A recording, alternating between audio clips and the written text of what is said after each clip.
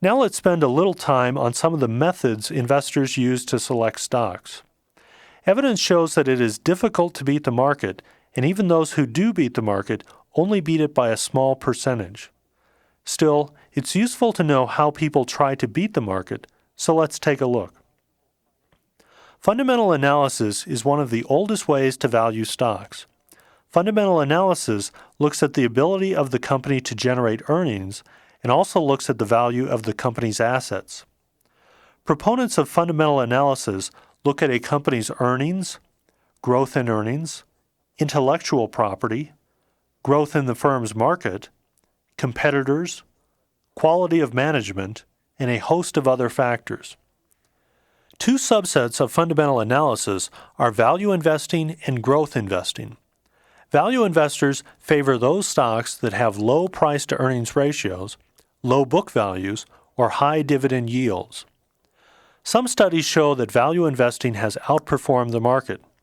Value investors look to make money through a combination of dividend income and modest capital gains. Growth investors, on the other hand, look for companies that offer higher-than-average growth prospects. Whereas value investors probably would never buy a stock selling at 30 times earnings, growth investors might, as long as the company is growing at 30% per year. Because growth companies need to reinvest their profits for continued growth, these companies paid little or no dividends, so growth investors must be satisfied with most returns in the form of capital gains.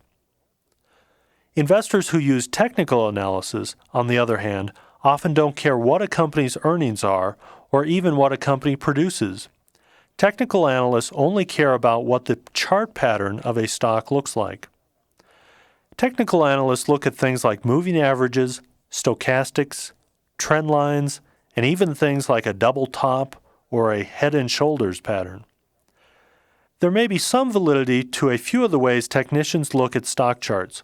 For example, most people remember the price they paid for a stock and are often hesitant to sell a stock at a loss.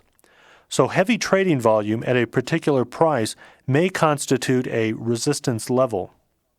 But if you ever hear a technician talking about things like head and shoulders patterns, run for the hills because buying stocks based purely on chart patterns is foolish. I've even read the account of a chartist who was shown the picture of an inverted head and shoulder pattern, which supposedly is a bullish pattern. Even though the pattern was created by a random number generator, the technician said, "This stock is going straight up. Tell me the name of the stock so I can buy it." With technicians like this, it's not hard to see why studies have shown that technical analysts rarely outperform the markets. One of the biggest problems with technical analysis is that it uses past events to predict the future. Suppose you toss a coin and you happen to toss 10 heads in a row. If you showed this chart of results to a technician, he'd say that the next flip has got to be a head because that's clearly the trend. But if you're using a fair coin, the probability of a head on the next flip is still exactly 50%. It doesn't matter what the trend is. Purely random coin flipping is somewhat different from actual markets where we're dealing with emotional humans who have memories, but I hope you see the point here. It doesn't matter what happened yesterday. What matters is what will happen tomorrow.